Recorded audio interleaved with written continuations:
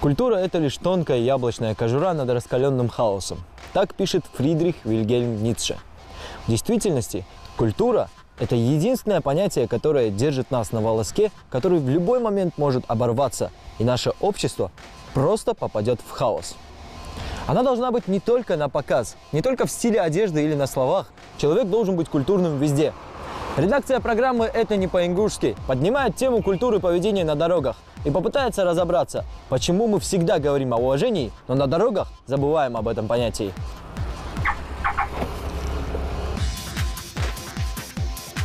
На дорогах Республики Ингушетия, за исключением мест, где уже закреплены посты или мобильные отряды госавтоинспекции, одна категория водителей творит, что хочет. Другая же часть участников дорожного движения, включая пешеходов, страдают от их самоволок.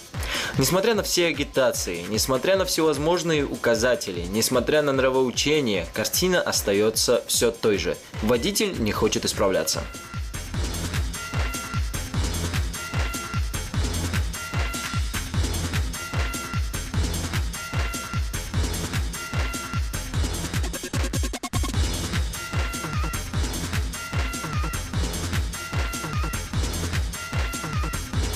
Довольно-таки часто мы видим вот такую картину. Водитель остановился на пешеходной дорожке и ждет кого-то, а в это же время пешеходы и другие водители испытывают неудобства.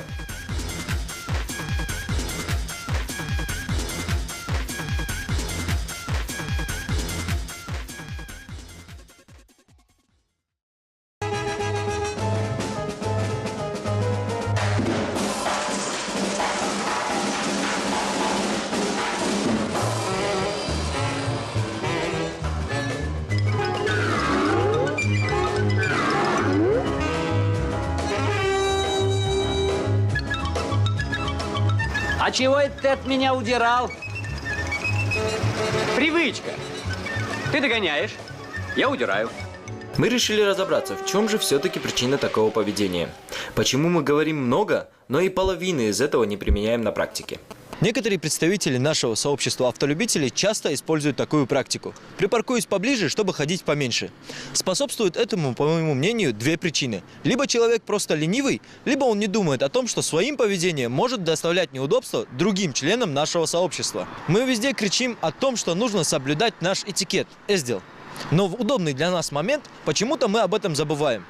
Почему же водитель, ингуш по национальности, не всегда думает о том, что парковаться, где ему вздумается, для того, чтобы сократить путь до пункта его следования, не всегда правильно и не вписывается ни в правила дорожного движения, ни в культуру поведения на дорогах?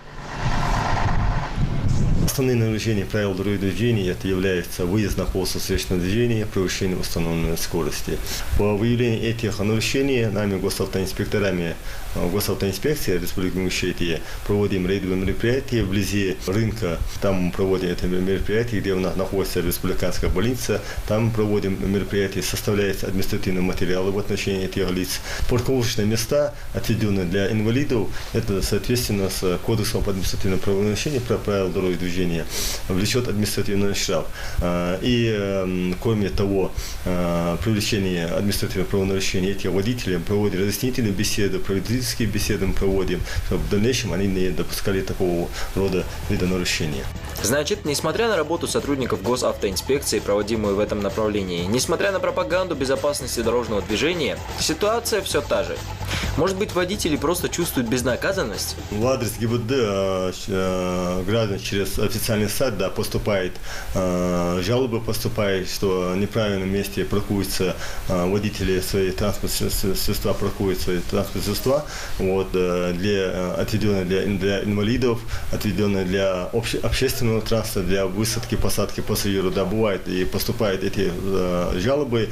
На основании этих жалоб мы проводим определенные рейдовые мероприятия, составим график рейдовых мероприятий, план на рейдовые мероприятия. Соответственно, мы проводим в разных местах, населенных пунктах нашей республики, где граждане в основном, где большинство жалоб поступало, в какой населенных пунктах поступала эта жалоба. В других регионах распространенно. Есть такая практика и за рубежом, и в России, что если человек водитель припарковался в неположенном месте, через определенное время, то есть, например, 15-20 минут, туда просто приезжает эвакуатор, эту машину возят на штрафстоянку. У нас тоже эта практика есть, у нас тоже проводят такие мероприятия. Если водитель паркуется на положенном месте, как я сейчас отметил, если мы не можем найти этого водителя длительное время, минут 10-20, как в ходе рейдового мероприятия, или по звонку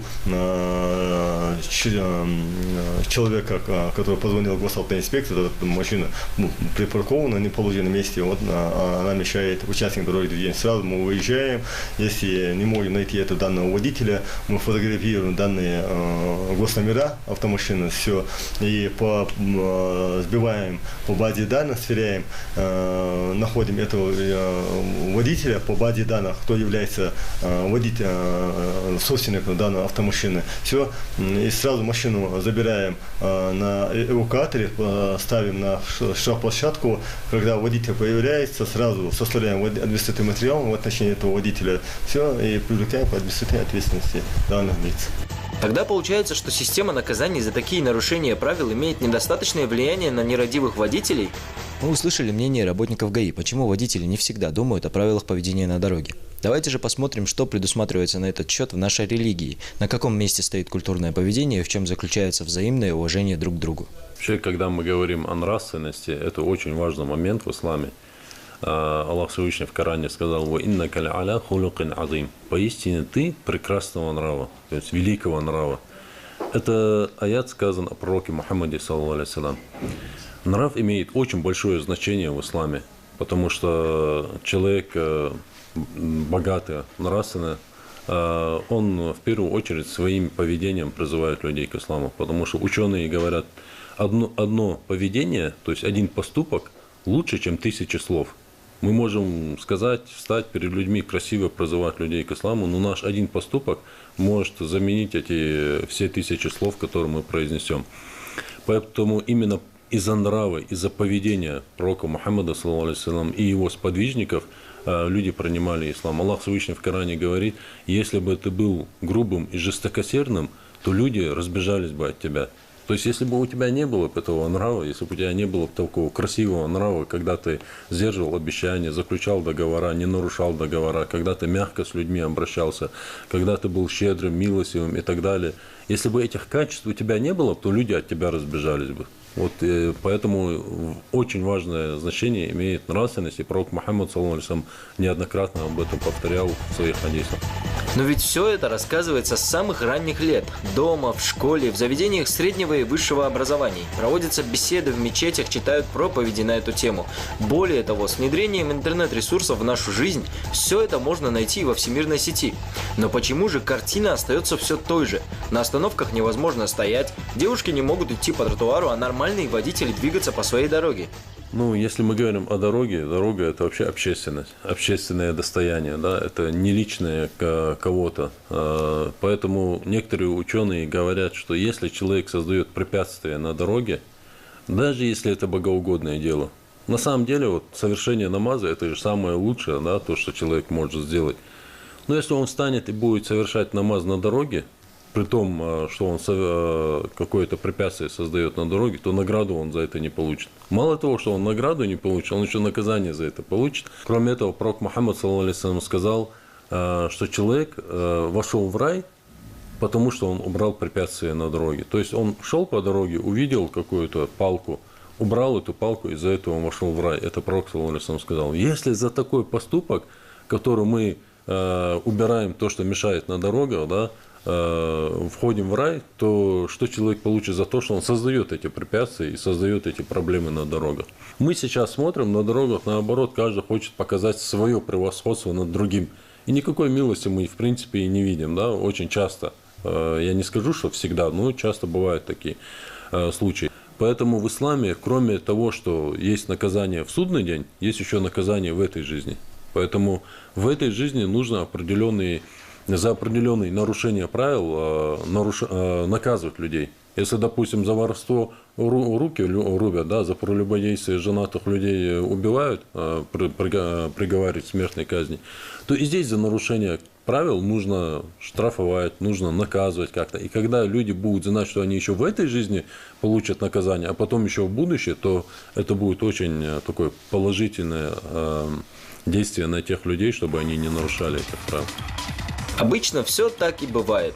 Пока мы решаем, какие меры принять, каким образом ужесточить наказание, обсуждаем те или иные законы, взвешивая все за и против, во всех сферах жизнедеятельности от неэффективности системы страдают простые люди. Мы с вами. Чаще всего такого рода некрасивое поведение мы с вами видим именно на таких остановках общественного транспорта. И давайте просто посмотрим, что думают на этот счет представители общественности. Начинают подъезжать всякие разные машины, кроме общественного транспорта. Да. Вам это мешает? Конечно, мешает. Главное, оттуда на бордюр, вот сюда, до этого места не двигаться. Я каждый день на работу езжу отсюда, и с работы отсюда. Вообще беспредел. Я говорю, хотя бы одного милиционера или полиции, как сейчас, поставили бы на это место. Прямо и нахуй отлегчаться. Невозможно даже стоять. Как думаете, в чем проблема такого поведения?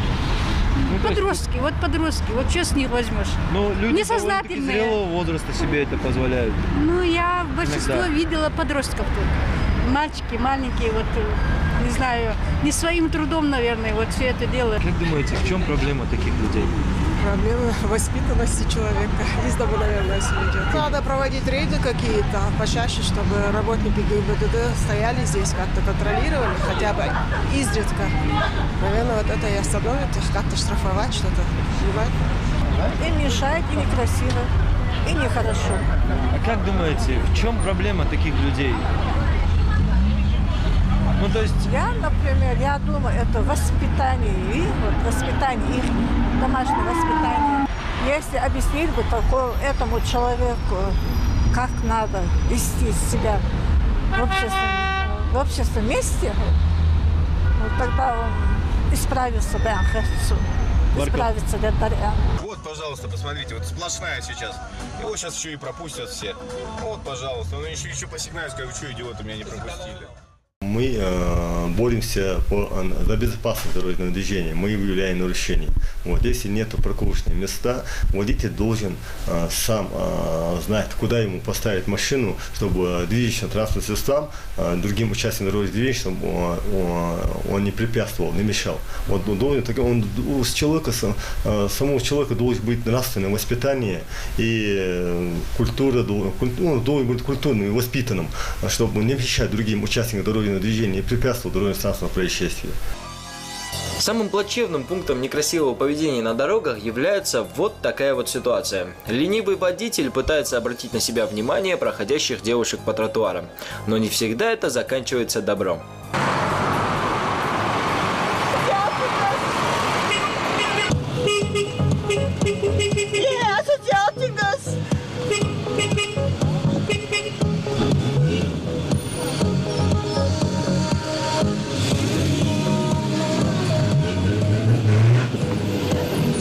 Девушки, можно ваш номерок, а? Девушки! Инна Анкара Асвателя Саутуль Хамира, Аллах в Священном Коране говорит, поистине наиболее неприятный рев – это рев осла. И я бы сравнил этот аят с теми людьми, которые начинают кричать с машины, издавать какие-то звуки непонятные нечеловеческие или вообще животные звуки, в том числе своей сестре мусульманке. Он должен подумать, хотел бы он, чтобы его сестре так свистели, чтобы к его сестре так относились. Конечно, он не хотел бы. У любого человека, если мы спросим, он хочет, чтобы его сестру возвышали, наоборот, его дочку возвышали, хотели к ней относиться должным образом. Поэтому ислам порицает такие действия. Но если мы говорим, допустим, когда обращаемся к населению и говорим не нарушать правила дорожного движения, там, не кричать, не свистеть девушкам и так далее, это не всегда имеет такой действенный результат. Потому что, когда мы его пугаем судным днем и говорим, в судный день ты получишь за это наказание, он говорит, ну, когда он наступит? Да, очень часто говорят, это мосхуддар. Это говорят те люди, у которых нет имана. Сколько бы я ни задавался вопросом, сколько бы ни пытался понять почву такого поведения, я и ума предложить не могу, почему водитель себя так ведет. Ведь мы же ингуши, нам не подобает так вести себя. Наш кодекс поведения распространяется на нашу жизнь не только тогда, когда мы на людях, но и когда мы одни. Так почему мы ведем себя не по-ингушски? Если обратиться к психологии, можно ответить на многие вопросы, связанные с тем или иным поведением человека. Так давайте посмотрим, что думают психологи о некрасивом поведении на дорогах. Безусловно, это зависит от личности человека. То есть то, как, например, вот в Питере и в Москве водители отличаются друг от друга, потому что в Питере говорят, что водитель намного вежливее, чем в Москве. Это зависит от культурного развития человека, от каких-то личностных особенностей, характера, да и от местности, где он живет. Касаемо вот Ингушетии, можно сказать, что наши водители, есть такой определенный возраст, когда ребята себя просто не контролируют, не дисциплинируют. У них нет какой-то силы воли, чтобы следить за своими действиями, за поступками, за качеством своих действий, как он ведет машину, насколько аккуратно он это делает. Еще есть эмоциональная сторона. Чтобы чувствовать машину, нужно и чтобы у тебя эмоциональный интеллект, чувства, на самом деле, как в личности были развиты. Я думаю, что связь между этим есть. Он может быть сосредоточен на чем-то другом, может быть в состоянии стресса или расторможенность внимания, может быть. У совсем взрослых людей там уже как бы возрастные какие-то изменения уже происходят. И люди очень сегодня нервные. И, возможно, именно в этом кроется причина. Каждый из нас понимает, что хоть эти ответы, которые мы услышали, можно применить на отдельные категории нашего сообщества автолюбителей, но в большинстве своем это неэффективно и не действует. Нельзя забывать, что малейшая безответственность на дороге может привести к летальным последствиям, которые за последний год унесли ужасающее количество жизней.